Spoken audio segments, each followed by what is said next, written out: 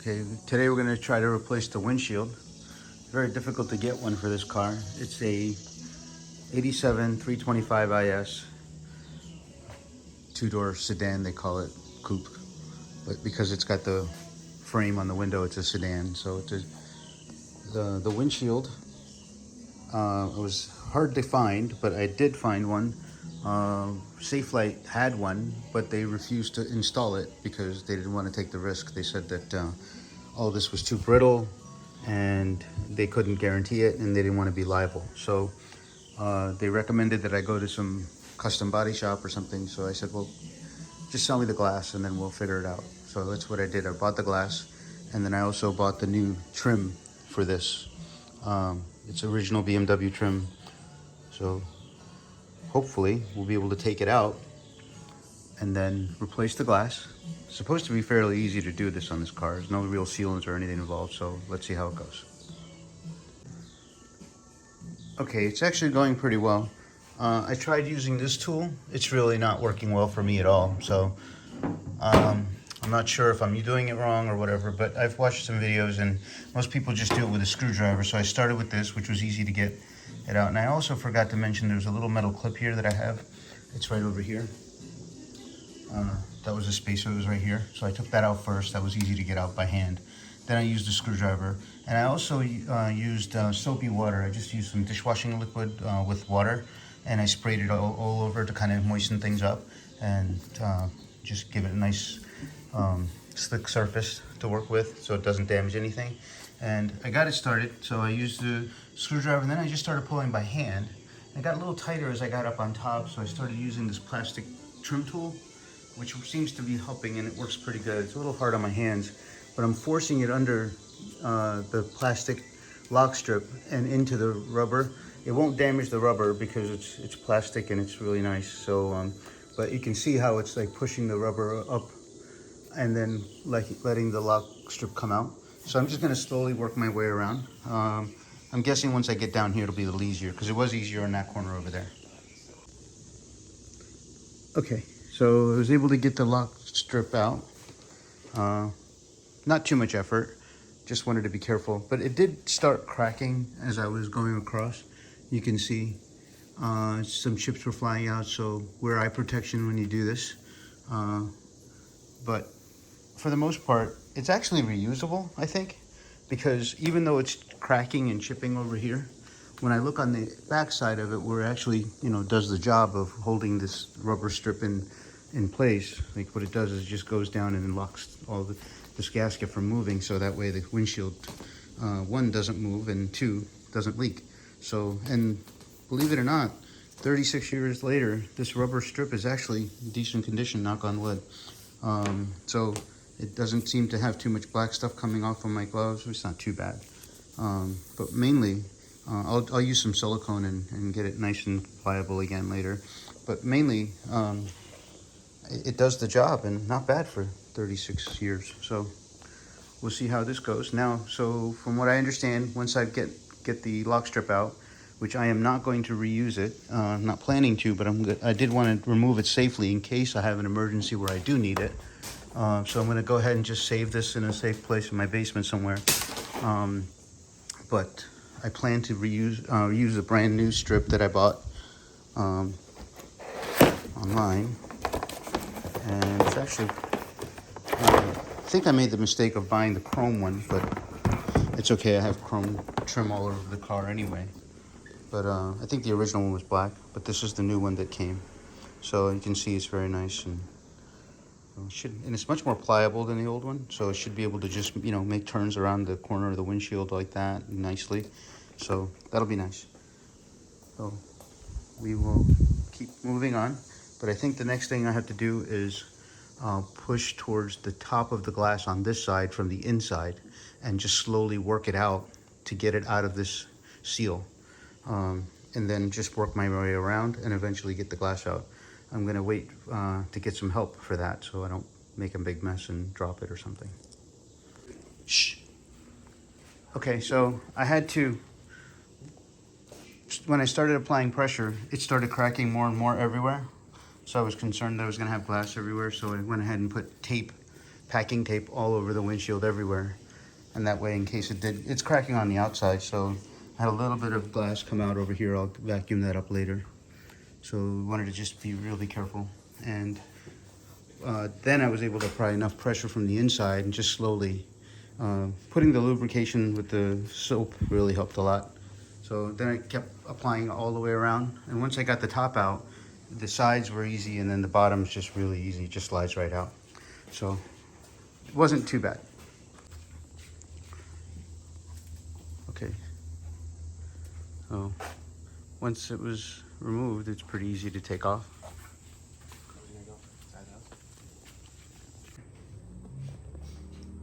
Okay, the dashboard is clean. All the rubber has been siliconed and cleaned really well.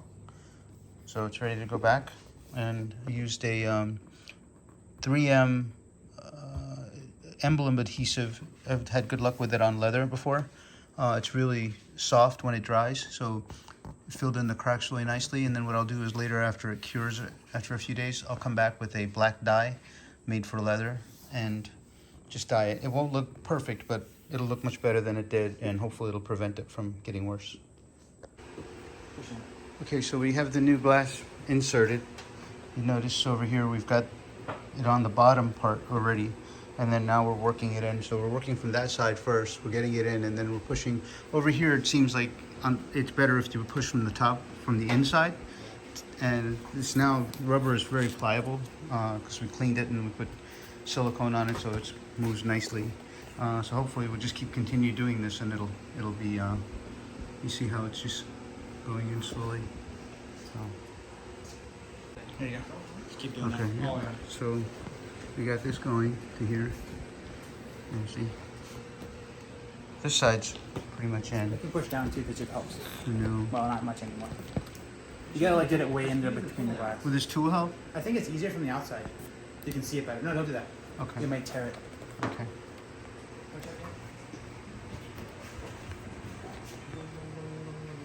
You have yeah, like that. Yep. Kind of hurts a little bit. Yeah, tear up your fingers like that. It's a one-time thing. Like that. Yep.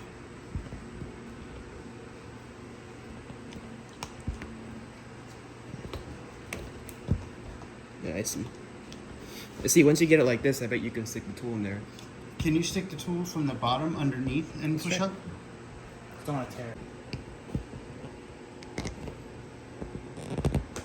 You want to do it from the inside of it, yeah. Yeah. It's working, right? Yeah, that's what you want, right? Just don't tear it. Yeah, Is that yeah. tearing it? I didn't. I know it's just like that. But Yeah, what you want to do is you want to put it from the bottom of the tool. Here we go. you have to just compress this entire gap like this. It helps you, I think. Like that. See? You compress this entire thing. That needs to go away for this to work. Yeah, like that. Yep, exactly. And then you push down on the glass and it kind of goes in.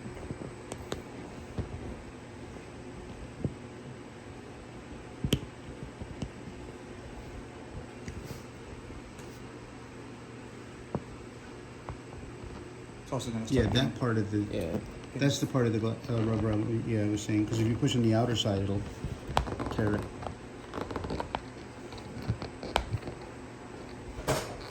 Here you go. Like that, yeah.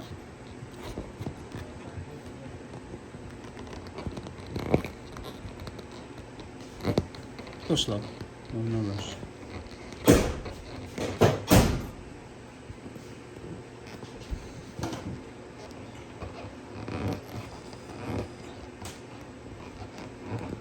You see, once he's on the bottom side of that lip, it pushes up a little easier. You notice the gap is different? Yeah, I think once Not in yet. Oh. once it's all the way in, it'll be. It's like opening. Yeah. Ready?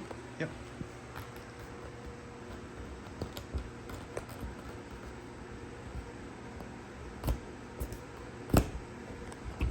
There you go.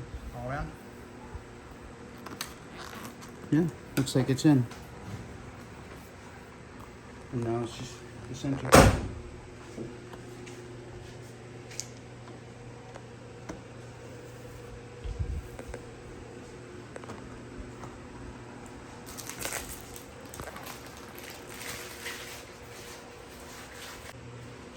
Okay, so we got this strip started. It was real difficult to start it, but the trick is to get one side in. So we're getting the top side in all the way, and then we're leaving this one just up a little bit, and we're trying to push it down flat, and then take a trim tool like this one and use the thin edge of it like that, and then get it over. And it takes a lot of playing with it, but then see, two people helps a lot. And then once you get it going, and then the corner was really difficult.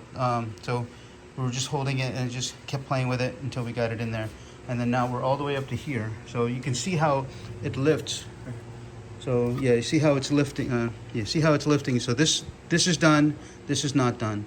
So what he's going to do is he's going to lift this channel up a little bit and then slowly. But while he's doing that, somebody else can press this in this way, keep it down like that. That helps a lot. So that's what we're doing. Like, I can't video and do this at the same time, so but I'll update progress in a little bit here.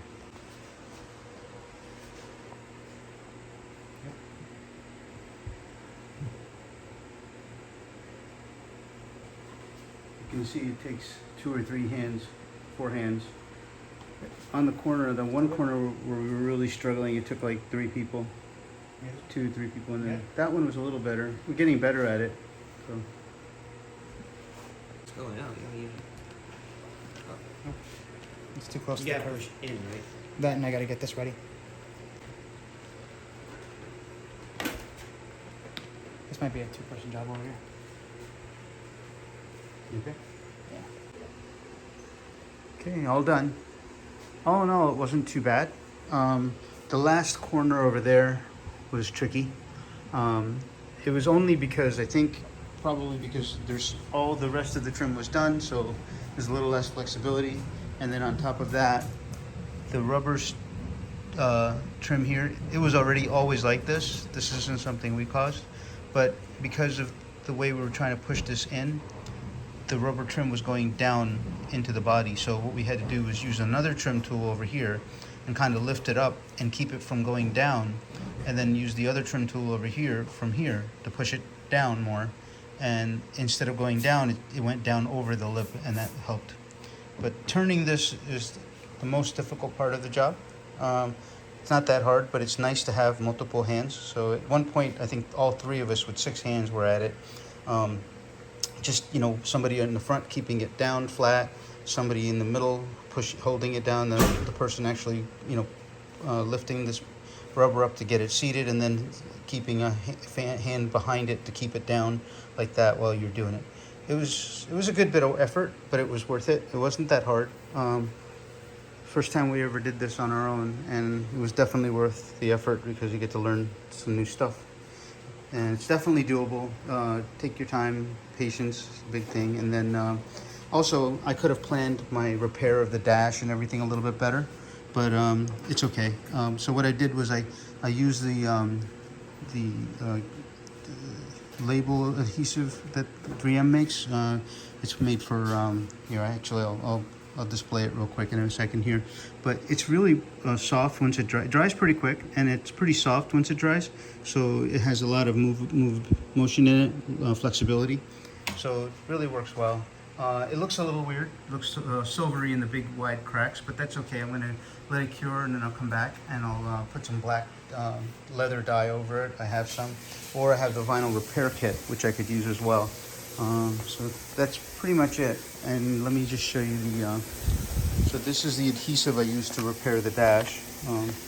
It's 3M's plastic emblem and trim adhesive.